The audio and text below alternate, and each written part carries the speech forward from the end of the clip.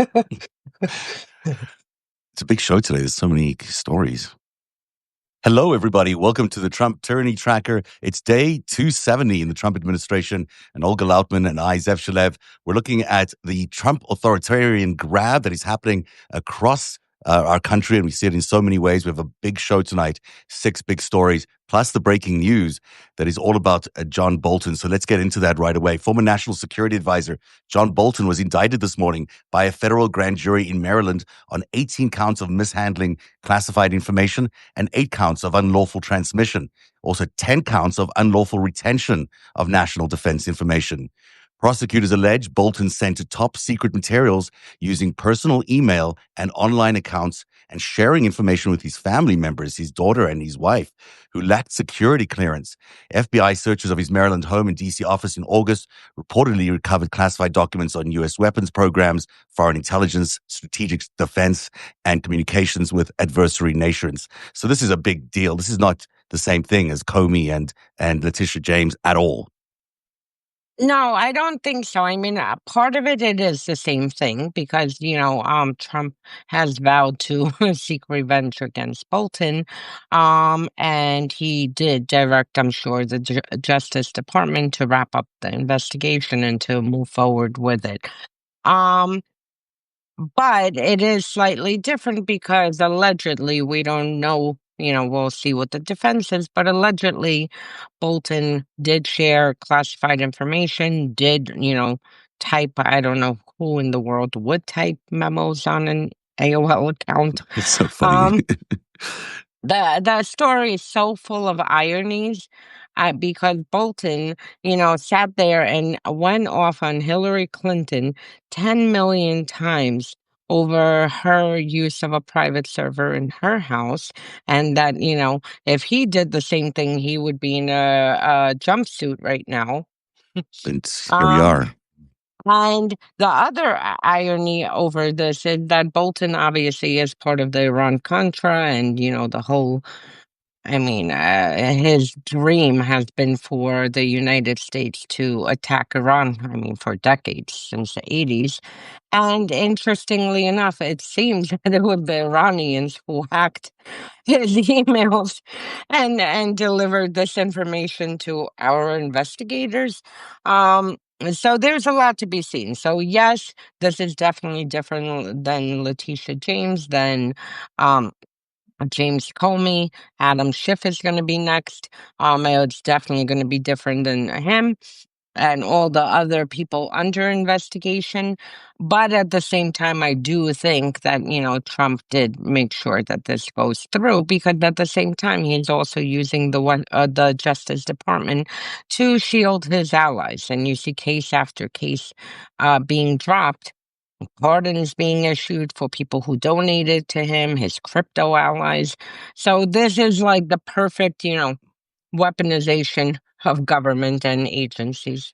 It's almost like he's trying to prove that his own charges under the previous DOJ were politically motivated by saying that, look, I can do these politically motivated indictments myself on all the same charges because they've all, it's bank fraud.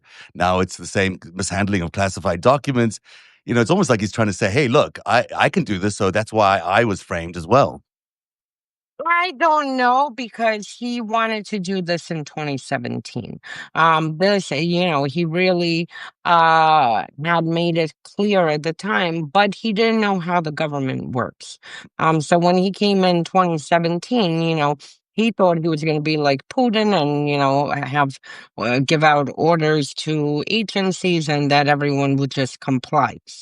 He used those 4 years to see exactly what went wrong to devise a plan to now make sure the agencies comply. And this is why you saw the purge of officials immediately. Just as he was sworn in, they began walking out FBI agents and officials and, various agency career servants. in order for him to put people who will do his bidding. And now, as he has grabbed all the agencies at the top, now you see him, going down the line, and anyone who refuses to do an illegal order, then they get purged. So I think, had he had the chance to do this in 2017, 18, 19, trust me, he would have. But he just didn't have a full control of the agencies. It is curious, though, that he's got the same charges that seem to have plagued him in his previous. I mean, that's maybe just coincidence, but it is interesting. You I know, think it's a coincidence. I think that, he ordered that Bill, whatever his name is, Pulte, to look into mortgage, issues for several people. right. Um, and I think classified documents, I mean, this started under Trump when Bolton was writing his book. Then the investigation again, temporarily calmed down. Then it started up again under Biden. I mean, this, like didn't fall out of thin air. This is several years Yeah. in the making.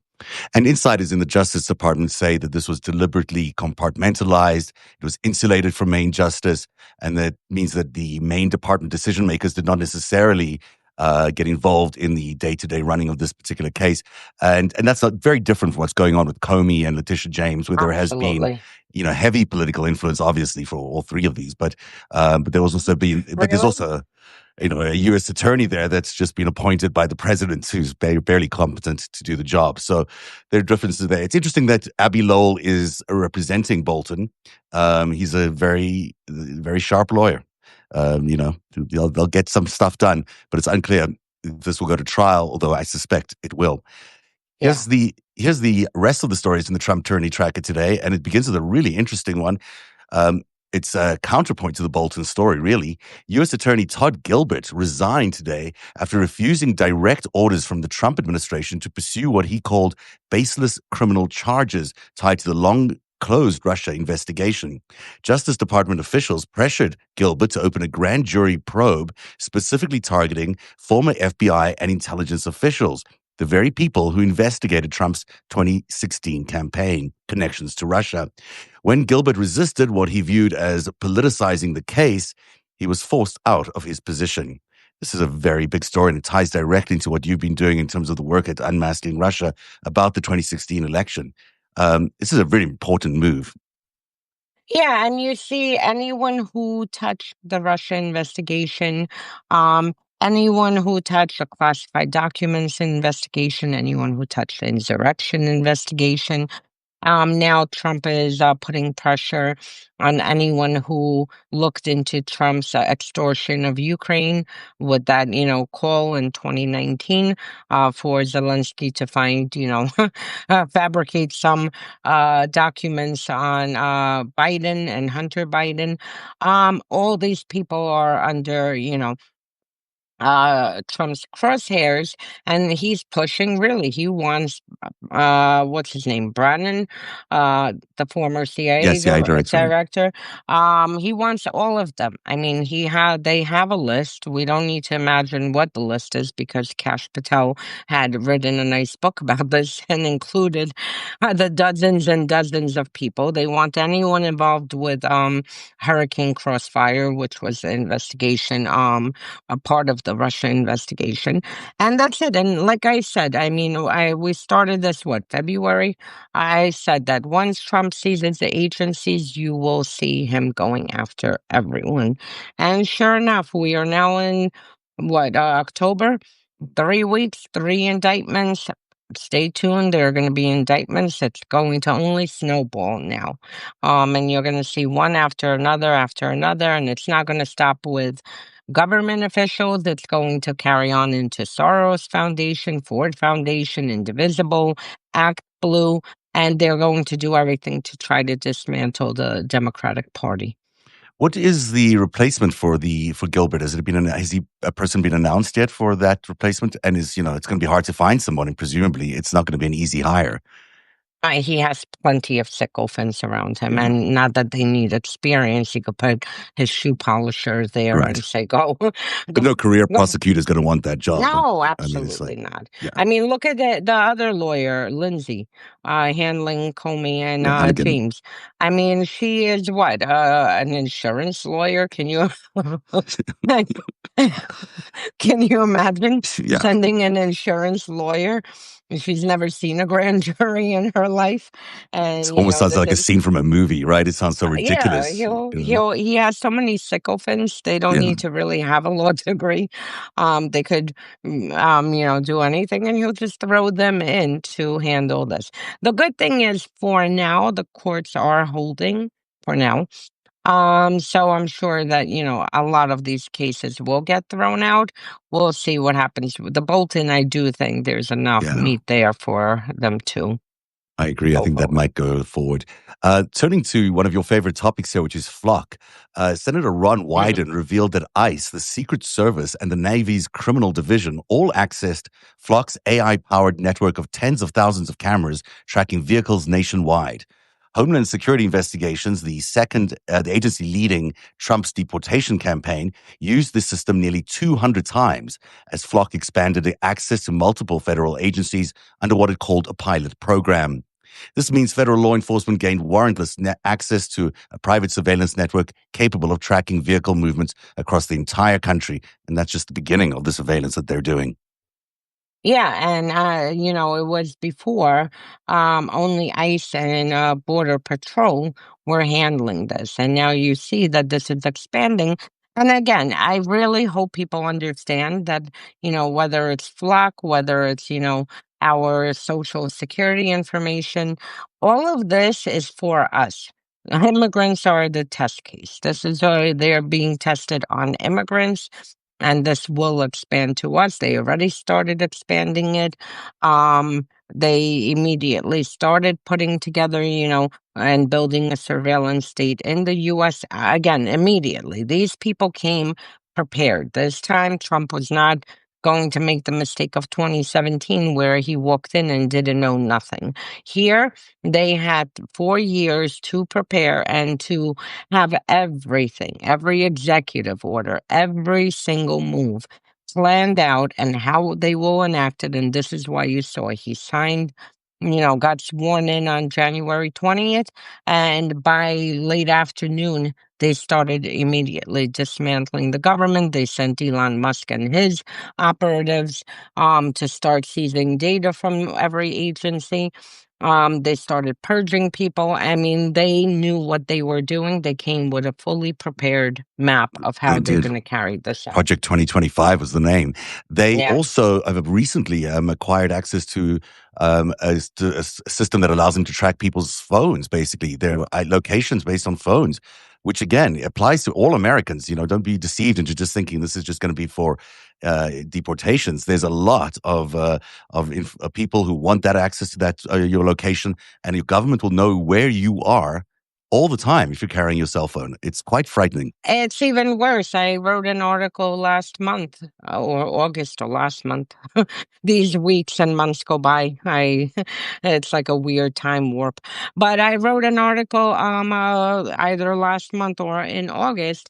They are acquiring Pegasus, which not only can track your phone, the thing can freaking crawl into your phone, turn your camera on, watch everything you're doing, listen to everything, go into Signal, go into WhatsApp, go into everything, and like in real time, see what's happening. Yeah, I think it's Graphite by Pegasus, yeah. which basically is the same one, or was Pegasus the first one?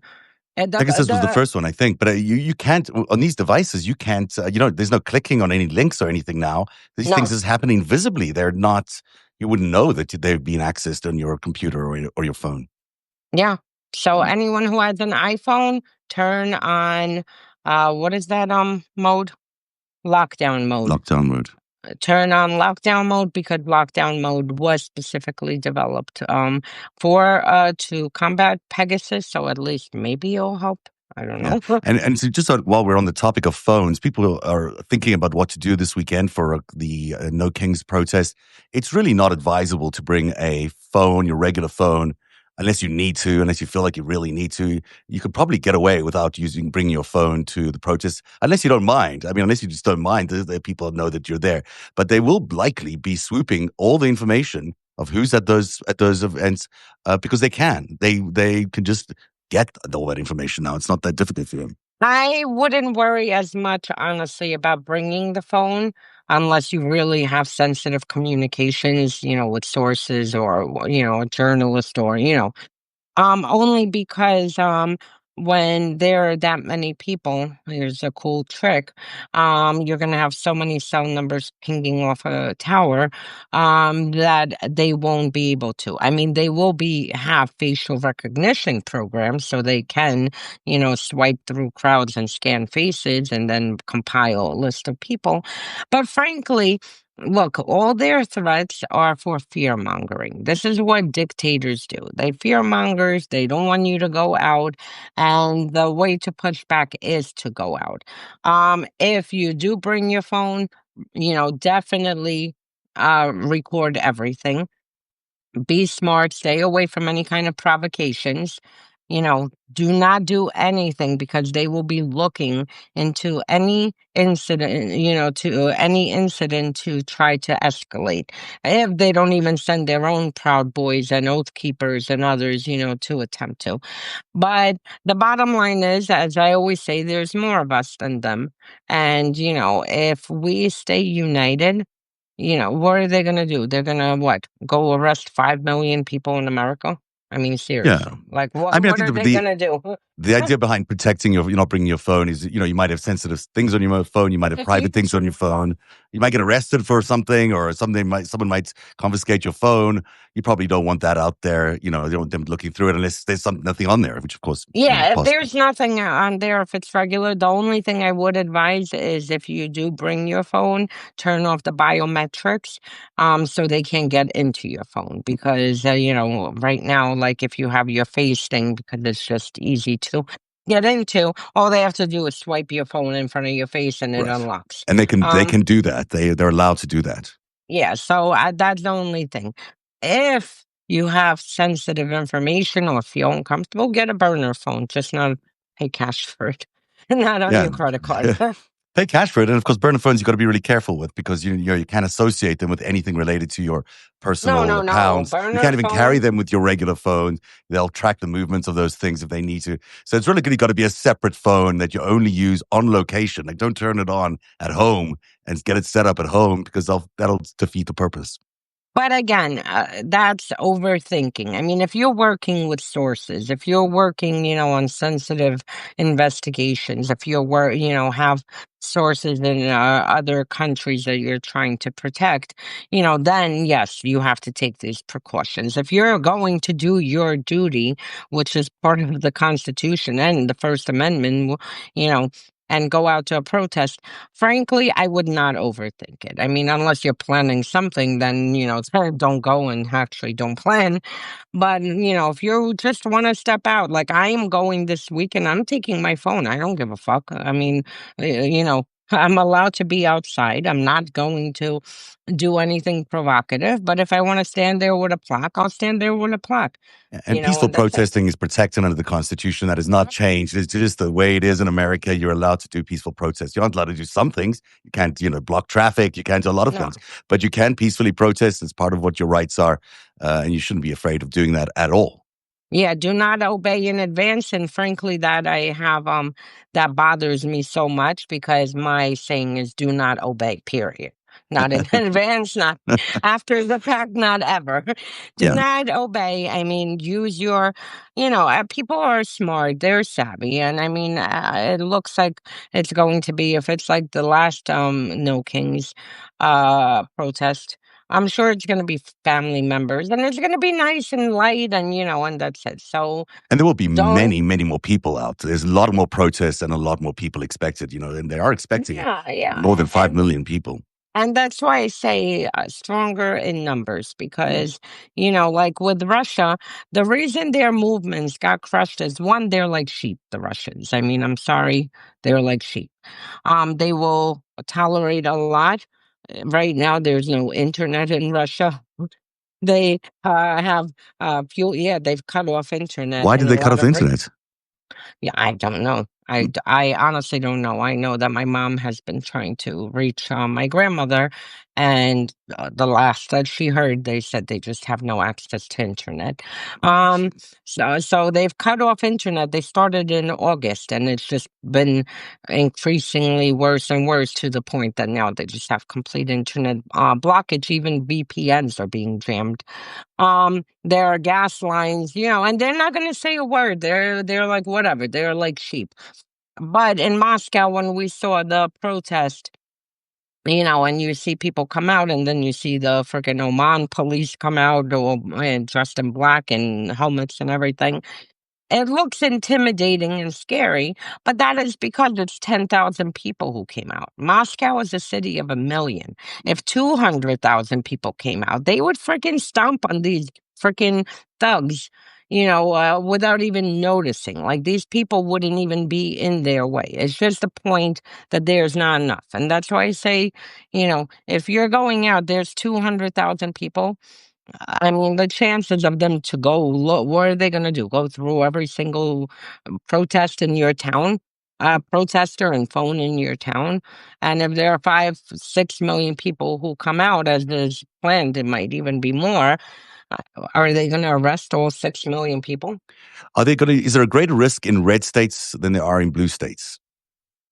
I don't think so because I think, and I think wherever you are, as long as you're following the law, you just need to follow the law. Make sure that everything is recorded, every kind of interaction, because a lot of the things that we've seen like the pushback has come because people are recording it, uploading it online, or live streaming it. And then you have, the rest of the country enraged. It gets onto the news, and then you start seeing it being reversed. So I don't think, there's going to be more danger. I mean, frankly, if you go protest here in New York, NYPD is nuts. I mean, we're a blue state and they freaking are crazy. But if you protest and you're there and you're doing nothing violent, you're not breaking any laws, you're fine. We're protected under this right. And we shouldn't give them that, that fear, allow them to give us that fear and stop doing this. So. Absolutely. Do not obey in advance. I like that. Or do not obey at all. It's a good one. Yeah, Uh, no, I can't stand in advance. Like, don't obey, period. Like, don't obey.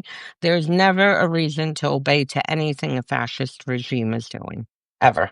To our next story, Trump officials are moving to overhaul the IRS to enable criminal investigations of liberal donors and nonprofits, including George Soros and his affiliates. Treasury Secretary Scott Bessent and advisor Gary Shapley plan to sideline agency lawyers and install loyalists at the IRS's criminal division to pursue politically chosen targets under the guise of terrorism financing investigations. This would weaponize the tax collection agency, obviously, to prosecute political opponents. It's not the first time it's happened in U.S. history, but this is unbelievable. Going after left-leaning financial groups like this to call them terrorist funding is unbelievable. This is Russia. Welcome to Russia, because this is exactly how they got rid of opposition. And again, that's why I say it's so important to push back, because if you sleep through this, you're going to wake up in a country that you don't recognize. That's why you have to push back every single step of the way, no matter how big, how small. Because this is what happened in Russia in 2002. They, enacted a countering terrorism law. And from there, they used, the law was so broad and so ridiculous, and they used this law to basically start putting, silencing organizations and any kind of independent media and whatnot. And then by 2012, after there were huge protests in 2011, um, they enacted the Foreign Agents Law in 2012, and they expanded it even more to the point that literally, memorial who was documenting Stalin's war crimes and Stalin's mass murder, because not only did he murder upwards of 7 million in Ukraine in the Holodomor genocide, but he also murdered a lot of Russians. Um, and, they were putting together, like, they're, I guess, the equivalent of the Holocaust Museum, in DC. They were putting together, gathering facts, historical analysis, everything. They were labeled a terrorist organization. So this is why, we need to push back on this, because they will use laws, skew laws. And I mean, you see the language coming out that every single person coming here is coming out this weekend as un-American, that we're Unbelievable. terrorists, that we, are Hamas. Are you kidding? I I don't support Hamas, so that's why it's so important to push back against this now. Because if Absolutely. if you sleep through in a year, you're gonna be like, what? You'll be on a cell phone and have thugs come to you and say, who are you talking to? What are you doing? Come with me for questioning, and you'll be like, wait, how did that happen? What country Yeah. am I in? I mean, the urgency is really underlined. This particular protest on Saturday is very important because it is the only time we'll have, I think, to really push back before the authoritarian grab gets even more severe, because they're moving at a breakneck speed in its consolidating power. To our fifth story, Admiral Alvin Halsey, head of the U.S. Southern Command, is abruptly retiring after less than a year in the post amid Trump's escalating military strikes on alleged drug traffickers near Venezuela. Defense Secretary Pete Hegseth reportedly lost confidence in Halsey after the admiral questioned the legality and scope of military operations that have killed nearly 30 people since September. A top military officer who asked whether these strikes were legal is basically being forced out for doing so. And that is, of course, what every soldier needs to do when they're encountering orders that are illegal. Yep. I just want to answer. Someone said it's time for an uprising and not just pushing back. Um, I don't think we need to do an uprising, because that again feeds into them. But a national strike is perfectly fine. We cannot go to work and not buy anything and not do anything. I mean, there are many ways to push back. Again, with you dissent without breaking any laws, and what are you gonna do? Get arrested because you didn't want to spend money? You know, Hopefully not. because you shut down all the Yeah. businesses. I mean, so there are a lot of tools in the kit. So it's not just, from here to anarchy. It has to be like using every tool available, using your state and local officials, particularly if you're in purple states and blue states, because there you can really, you have them more on your side, and that's it. Now to the Venezuela, you have Trump carrying out extrajudicial killings. The guy is taking Americans into another war. I actually asked the question, I think, what was it, a month and a half ago? I was like, Yeah. they're sending so much military power. This does not look like, drug cartels. We've already killed Colombians, allegedly. The Colombian president came out and said that, one of the boats that was bombed were Colombian citizens on it from Colombia. So here you have Trump really preparing this war. And I can't wait to see what MAGA says about this, because, with no more wars, exactly, I was going to get to the oil part.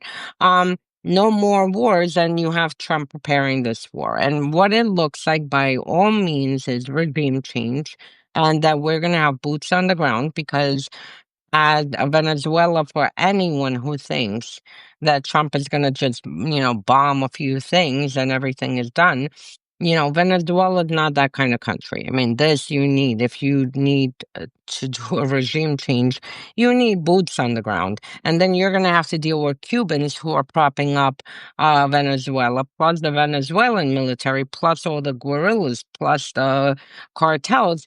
I mean, this will be a bloodbath for Americans. And we don't even know what it's for. He had not advised us. He has not spoken with Congress. He has gotten no authorization. He is ordering his military people to just carry out killings, just which invade is a against. country and just kill people. Basically, that's what And he's. I think he wants to kill Maduro on top of it.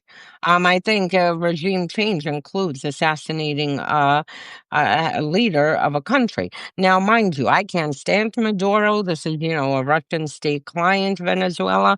But this is not being done for any of the right reasons. You have, the military, clearly, he is not agreeing with this because he's stepping down because he doesn't want to take illegal orders. Well, because And he when becomes culpable. He's a murderer, and his soldiers are all asking the same questions. So of course, he's got to be asking those questions. Exactly. And the thing is that, when it comes to our military members, they get orders and then they have a decision. If they think it's legal, they will carry out, or they'll consult with, the military lawyers, get consultation that they're acting within the law. If it's not legal, then they resign because they cannot carry out the duties of the president. Here we have a situation very clearly that the guy does not feel comfortable with what is happening, that there's no evidence that these are drug cartel boats, as Trump is telling us. First of all, one of the boats, I was told, um, wouldn't even make it to America. That it's a specific boat that is basically a human smuggling boat to move people from Venezuela to another island. That it just, wouldn't make it all the way here. These aren't the drug boats that, that have the length and speed and, can make it to the US. And that's it. And on top of it, I actually, right before I came on this, I asked on Twitter, are we doing this for oil? Is this we're going to endanger our military for what? For oil? Yeah, we've Because done it Trump, before. yeah, but not like this. Trump, if you remember, with Iraq, which was horrific, and at least with Iraq, they attempted to give some kind of a pretense, like with WMDs. Here, they're not even bothering to give any explanation. They're just murdering people in international waters, which is against international law. And Trump very clearly said a million times, "Oh, we should have seized the oil fields in Iraq. Why did we go there if we didn't seize the oil fields?" Right. So, is this what we're And doing? Libya. Look, it's also what you're pointing out about the guerrillas and the armies in that region. This is going to be a potential quagmire for the U.S. military that is going to bog us down for many, many years. This isn't necessarily a 3-day conquest or anything like that. It's going to be I very, mean, very maybe it's like complicated. Putin. He thinks that, his 3-day special operation, like Yeah. Putin thought Ukraine was. No, and what bothers me more as I keep, because, I'm like a documenter and I just document, look for patterns. What bothers me more, and I discussed it on my show this morning with Julie, is from the patterns I'm seeing, this all escalated after the Putin Trump summit in August. This is when we started moving military equipment. Now, and then we'll get back to the next story, but very quickly, you have August. Trump invites a war criminal here, rolls out the red carpet for him. They disappear into the beast for 10 minutes. We don't know what was said. There's no translators, no notes, nothing. Suddenly, Trump starts moving on to Venezuela, which is the client state of Russia. Russia starts escalating against NATO to the point that we now just last week have little green men floating around Estonia's border. And China's moving into and doing exercises around Taiwan. And this feels all coordinated It does. because I will tell you, I have been warning European officials for a long time, and there was a report that just came out last month that China and Russia might coordinate where Russia attacks Europe and attacks NATO countries, and China simultaneously invades Taiwan. And And if here you we have Trump in Venezuela. Yeah, exactly. What a difficult time that would be for the U.S. military to respond to those three fronts, if they were to respond at all. We don't even know if they would. But to have Venezuela as a quagmire that you're now stuck in, you're pouring your military resources there, pulling them out of Europe already for that purpose. It's not a tenable situation for America. It's not a very strong position for us to be going into a conflict like this that will potentially be a global conflict. Real challenging times. And America may not be there to support Europe in the way that they are anticipating. And then moving to our final story today, U.S. Capitol Police are investigating after a U.S. flag with a swastika was found inside the office of Republican Representative Dave Taylor of Ohio. The altered flag was photographed behind a staffer during a virtual meeting. This comes amid revelations of Nazi admiration and racist slurs in private chats among young Republican leaders. A swastika on an American flag displayed in a congressional office is under investigation now, but it's quite remarkable that this was caught. What's remarkable is I think that the majority of this country doesn't understand that we have a Nazi regime. And I don't say this very lightly. I actually don't like to make Nazi comparisons. But in this case, you have, besides God knows how many people who are Nazi sympathizers within, the weaponization agency and Department of Justice, Ed Martin, who headlined an event for Nazi, and several agencies, you have Nazi sympathizers embedded in.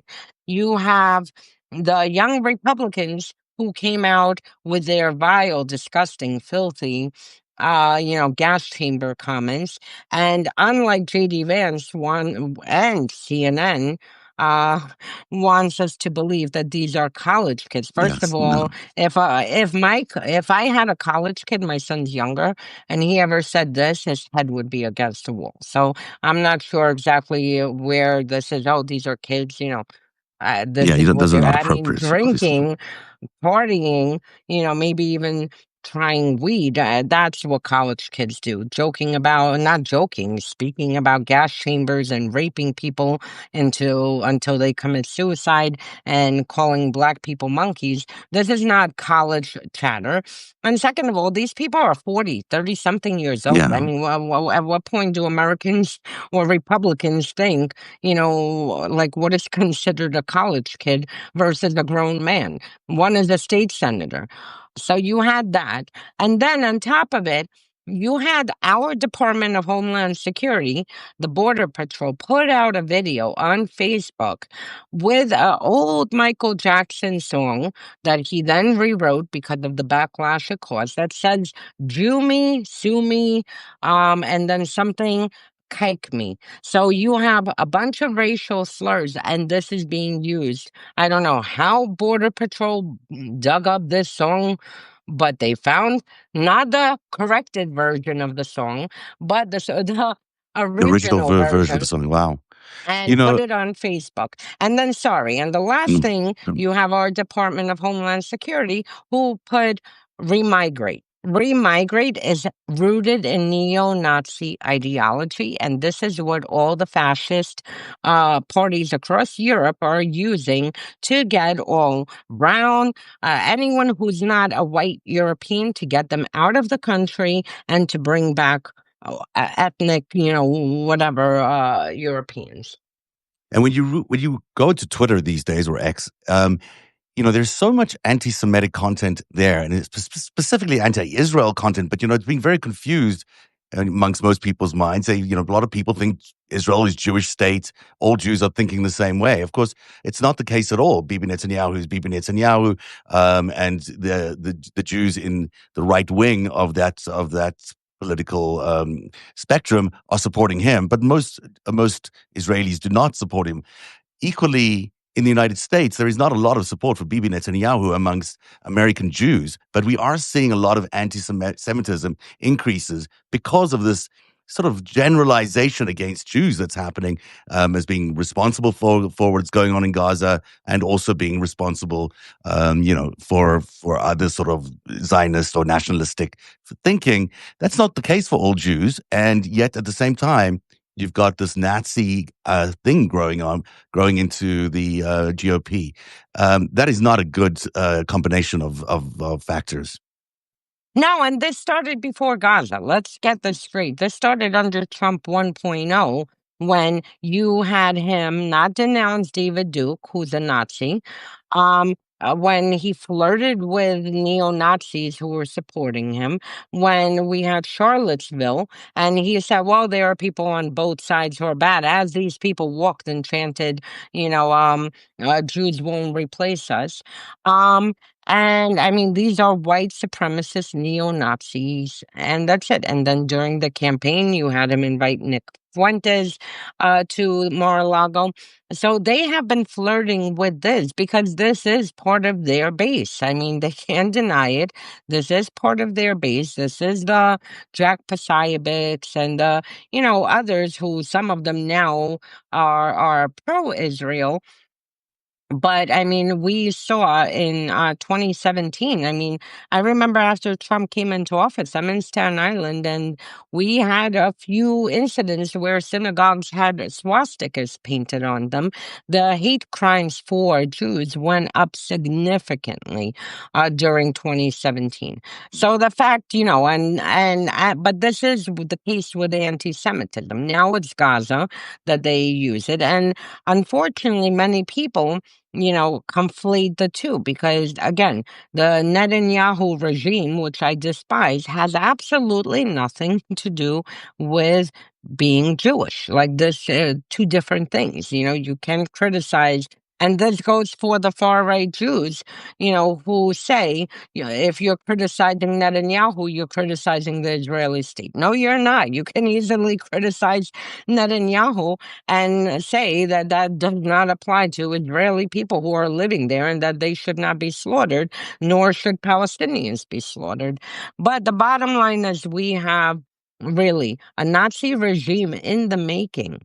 And they are not only flirting like they did with the first time, but they are now, I mean, remigrate. Is this what our department, this is what we're paying for, by the way. This is our tax money paying for them to spew ethnic cleansing, neo-Nazi policies. And it's really interesting, there's a smaller percentage of American Jews that are connected to Chabad and Lubavitch, which is really, far more adhered to in Russia and is also supporters of Bibi Netanyahu. You can draw a direct line from Putin to Bibi Netanyahu to Chabad and Lubavitch. You can. Fun. Uh, But again, I mean, it's like here you have Trump supporters, you have, Democrats. Um, I know people who are from the old Soviet Union who support Netanyahu. I know a lot of people from the Soviet Union tied to Chabad who despise Netanyahu. So you can and you can't. I mean, it you can't depends. generalize about the political positioning of all of them, but you look at their support for even Trump. A lot of Chabad Lubavitch supporters for Trump. He went to see the rabbi or the rabbi's grave last year. I mean, there's a lot to show that there's connections between this dictatorial trio and Chabad and Lubavitch. But most American Jews are not adherents to that part of the Jewish religion. There's sort of much more liberal Jews, and 70% of American Jews are that, and yet they will be the targets. The 70% who are liberal will be the target. If anything happens, if this starts escalating in the way things could escalate the way they did in Nazi Germany. So, no one's trying to be frightening here or scaring people, but it's an important issue for people to start to understand and to tackle. And here, it's if it was, I mean, it's not Judge Jews who it's going to escalate against. Right. I mean, Remigrate right now is being used to cleanse U.S. out of all brown people and black people. So this is the purpose of their Remigrate. So, they're using it to go after Latinos, to go after, anyone they don't, Indians. I mean, I've seen, my God, how many LGBTQ as well. LGBTQ, trans, ever. So I mean, it's to go after anyone who doesn't fit in their, "Make America Great" agenda. And I mean, if you see even the photos used by Department of Homeland Security, I mean, even just the aesthetic of the photos. I mean, this is not normal. None of this is normal, and I don't think the media doesn't want to address it because, heaven forbid, you say the word fascist. I mean, if you have Department of Homeland Security putting up border patrol, showing off, come join us, using "Jew me" and, "kike me," which are slurs. If you have a congressman staffer sitting on a video call with an American flag and a swastika embedded in the American flag at our Capitol. This isn't some random office. He wasn't home. This is our Capitol. And this guy, the whatever his name, Congressman Taylor, and can investigate all he wants. I don't know how he's a congressman and didn't notice. Well, they haven't been at work for 4 weeks because they're on vacation. But I mean, how do you not notice an American flag with a neo-Nazi, I mean, with a swastika embedded smack in the middle of it? No, that's not You an know? accident. Well, then It's a you really have this chat, the yeah. the chat. I mean, that speaks for itself. Oh, There's Nazis everywhere. There's, and who would have thought that just a few years ago that we would have allowed Nazis into the government on any level or the governing party in any level? But here we are. So, anything can happen and everyone should be cautious and people should start thinking about this issue. It's a big one. That is the Trump Tyranny Tracker, a bumper edition today. We've gone much longer than normal, but been a yes. lot of news and it's been worth it as well, covering the Bolton indictment earlier on. Olga, what have you got coming up at Unmasking Russia that you want people to know about? I'm trying to think. Nothing right now. Oh, that's Mhm. unusual. You're always full of No, I stuff. am. I still have to put out an article tomorrow. I'll finally get to focus and finish the article comparing the directive that Trump signed to use all agencies to go after quote unquote Antifa and domestic terrorists, comparing it to Russia's counterterrorism That's gonna be really text of the interesting. law. And that's it. So I need to finish that up, and I have a few things that I'm trying to put together, but this week has been so crazy that I can't keep up. I know it has been a really busy week. Over at narrative.org, I'll be posting in the near future a little thing about the Bolton indictment and what it really means. And plus, there's some really interesting stories on there that cover the gamut of everything that's going on in the news. I also can't think of what's come to mind, but there's so much on there. So please check it out at narrative.org, narrativ.org, and please subscribe to the Trump Tyranny Tracker.substack.com. That's where you can find Olga Lautman's great And Trump Tyranny Tracker. narrative.org. Thank you. Also, please, everyone on here, call Speaker Johnson and force him to swear in the Congresswoman because, I wrote an article about this, and yes, partly it's about Epstein. She's the 218th vote, but it takes it to another level Yeah, because this is not just about blocking the 218th vote. This is about refusing to seat a duly elected, member of Congress, leaving her constituents without. And if they're playing absolutely. around right now and not seating an elected congresswoman, I mean, she was certified last month. Yeah, We're like, what are we doing here? I mean, God forbid, because this can trickle to states, and a few Republican states had tested this out. But I mean, it could get to a point that it's not only going to be in Congress, but it could get onto the local and state levels that, a Democrat wins a race and then they don't feel like seating the person and swearing them in. So we again need to really push because this is way, way bigger than right. the Epstein. And yes, it is a test case for 2026. This is way, way bigger than Epstein. This is about Johnson refusing to swear in. I mean, the woman can't hire staffers. She's been sitting there. Her office, she can't perform. He's basically denying an election victory there, and he can't do that. The people need representation. They've elected their representative, Absolutely. This and is they need to what be this is. seated.